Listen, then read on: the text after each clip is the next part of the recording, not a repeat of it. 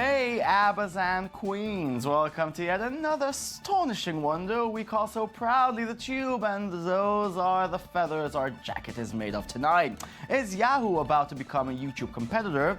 What is Facebook planning to do with drones? What exactly happens when Google cooperates with search warrants? A house built from 3D printers, goats, the social watch, and more Mandy more. But let's start in Turkey. Okay, last week we told you a court order brought down Twitter ban in Turkey. It seemed like a small victory for internet freedom fighters in the country.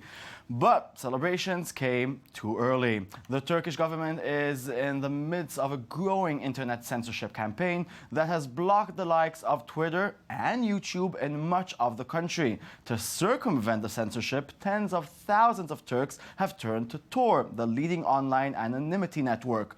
Tor enables surfing the web without any blocks or bans, so the Turkish government took to the next obvious step. It blocked access to the Tor project's website. There are still means to bypass the ban, but they are now much harder to execute. Opposers of Prime Minister Erdogan found comfort in the next video, capturing Erdogan sounding absolutely ridiculous with one serious high voice. Here's the clip. Anlamsız tüm yasaklara son verdik. Hakları teslim ettik. Reddi, inkarı, asimilasyonu kaldırdık.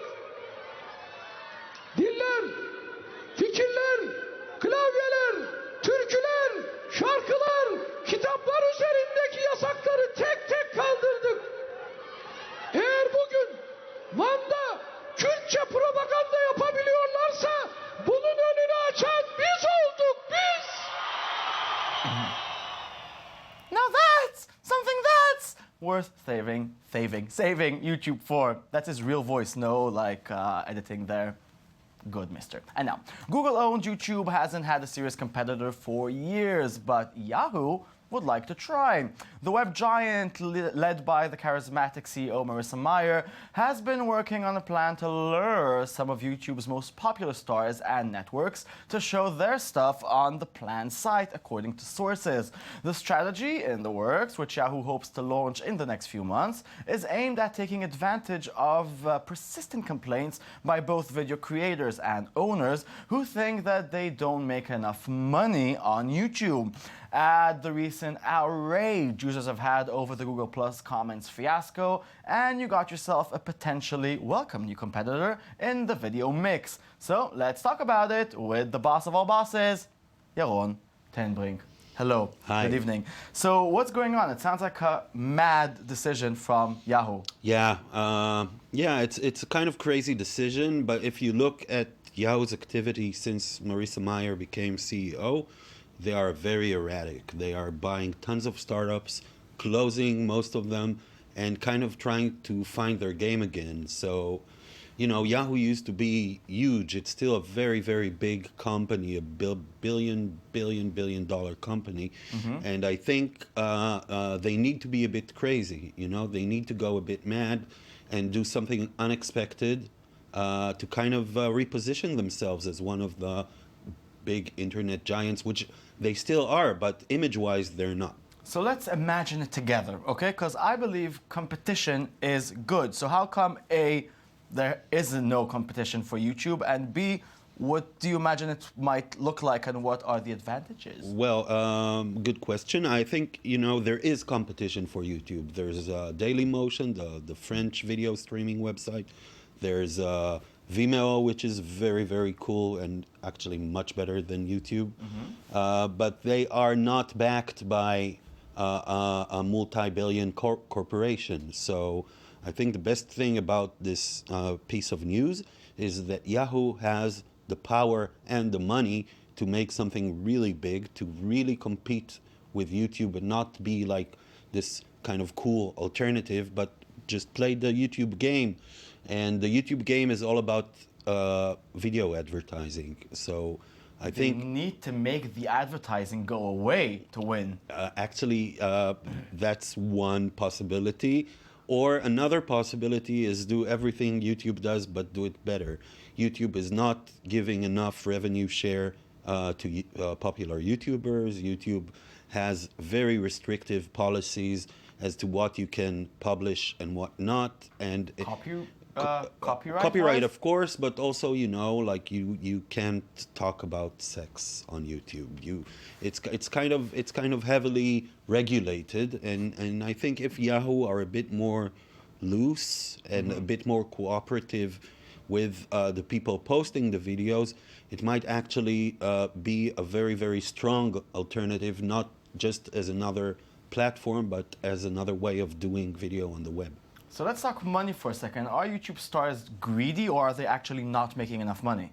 That's another tough question, because some of the YouTube stars are making a lot of money from their work, and I don't think we'll hear a lot of complaints from them. I mean, people who are making $1 million a month off YouTube are just happy YouTubers. How many views do you need to have to get there? Billions. Billions? Yeah. With a B? With a B. Okay. But if I have like 500,000 views, okay, which isn't very rare for a band or musician, even little local Israeli musician can get 500,000. Yeah. Will they see a shekel out of it? Not many shekels, maybe a shekel, but not a lot. But really, the problem is that artists, musicians, even people, you know, playing video games, these are the most popular channels actually, are kind of, they have no option. They have to be on YouTube, and they don't have any leverage against YouTube. And actually, YouTube can just, you know, make its own rules as it advances. It can decide it's going to put specific ads before and after your video. It's kind of like a big dictator platform at the moment. And having a strong competitor like Yahoo YouTube would change that definitely. TubeU. Yeah, well, Marissa, you'll buy me if you'll stop putting a commercial before every track, because if I need to choose the same song, where would I want to listen to Just 2 words. Ad blocker. Okay, we'll talk about it later. My boss is smart. Thank you very much. Let's continue. When Facebook bought a company that makes drones, a lot of people ask themselves, what? Well, now we know. Facebook plans to use drones, satellites, and lasers to deliver internet to the world. After announcing Internet.org last year, an initiative to improve internet access across the globe, Mark Zuckerberg unveiled the Connectivity Lab, a new team of scientists that has been working on the ambitious project. Among them, Facebook hired NASA scientists who will develop solar-powered drones that can provide internet connectivity from high altitudes in suburban areas. That's very ambitious. There's even a fancy trailer for the whole thing. Right now, a couple billion of us have access to the internet, and amazing things have come from it. So what happens when the rest of us get access? It doesn't get twice as good. It gets like a bazillion times as good. Imagine it, for the first time in history, humanity firing on all cylinders. Everyone, everywhere. New voices, new dreams, new inspirations. And here's the thing, we can do it. It starts up here at 60,000 feet, with planes powered by the sun, opening up the internet to people everywhere. So what happens now when we all have the internet? Who knows? That falls to us. All of us. Lovely. And now, for Google, search warrants on their users is a game. A very complicated one, but, you know, still.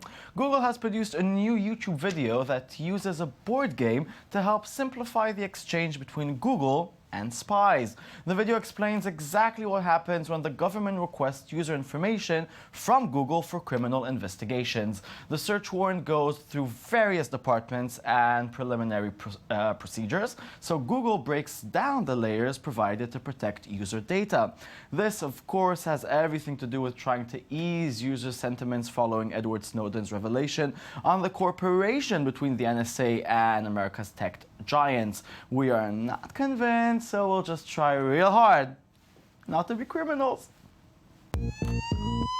In the course of a criminal investigation, sometimes the government requests information on Google users. Here's how we protect users' information from excessive requests, while also following the law. Let's say the federal authorities want information from Google about user HughDoneIt22. Google protects your rights by upholding the Fourth Amendment.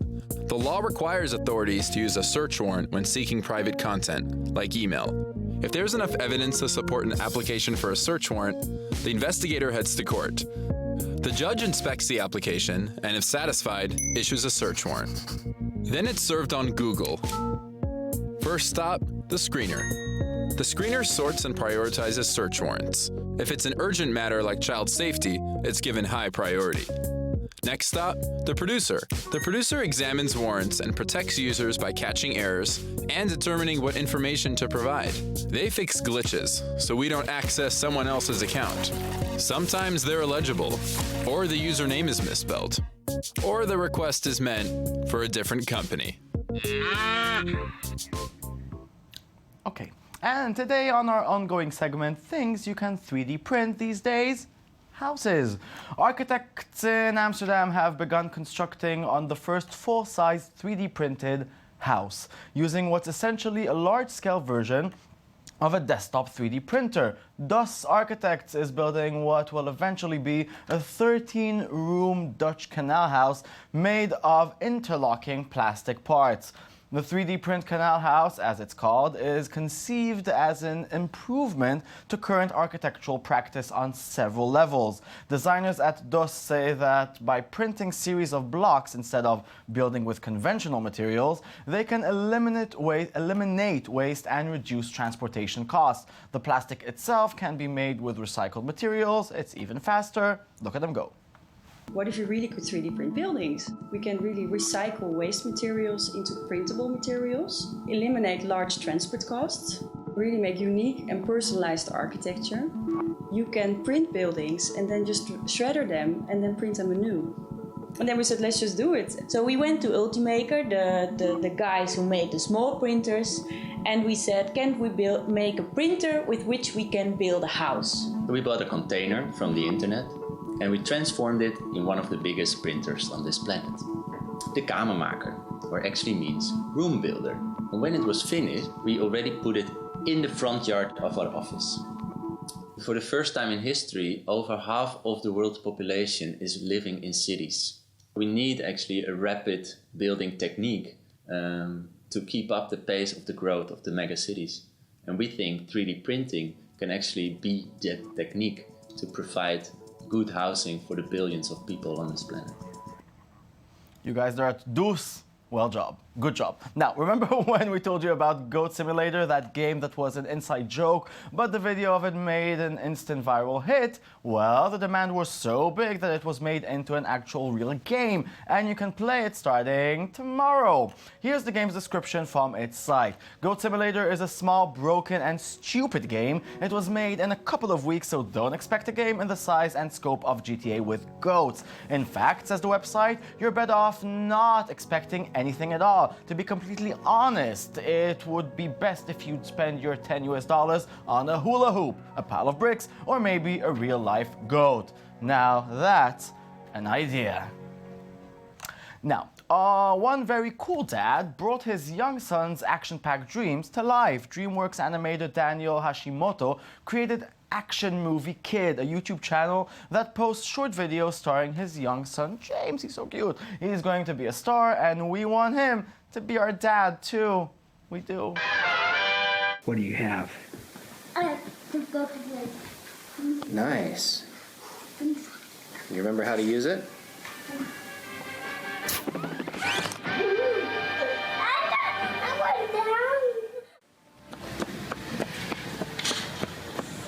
Oh, wait. Okay.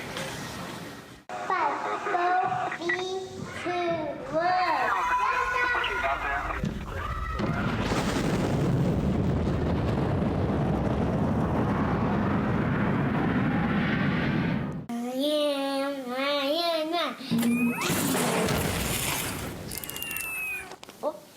way. The float lava.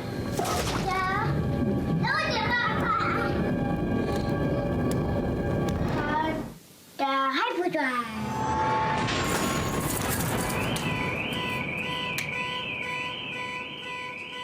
I think I'm going to take it faster. Boom! Scary, scary kid. And that's it. Nature has done its thing again, and like all good things, we as well came to an end. But we shall ever live on Twitter and our Tumblr. It's the Tube24. We will see you tomorrow. Until then, always remember what Freddie Mercury had to modestly say. I always knew I was a star, and now the rest of the world seems to agree with me. Shine on, lovers. Goodbye. Freddie.